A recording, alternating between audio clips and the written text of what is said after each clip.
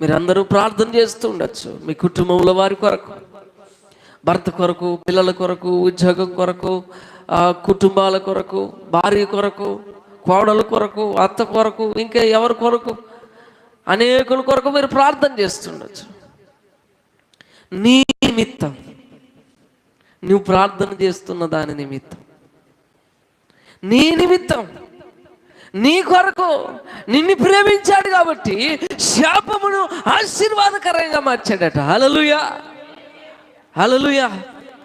నిన్ను బట్టి దేవుడు ఆ శాపాన్ని ఆశీర్వాదకరంగా మార్చాడు. అదే రీతిగా మీ జీవితంలో మిమ్మల్ని బట్టి మీ పిల్లల్ని దీవించేవాడుగా ఉన్నాడు, మీ భర్తను దీవించేవాడుగా ఉన్నాడు, కుటుంబాన్ని దీవించేవాడుగా ఉన్నాడు, కుటుంబాన్ని కట్టేవాడుగా ఉన్నాడు. హల్లెలూయా. లాబాను ఇంత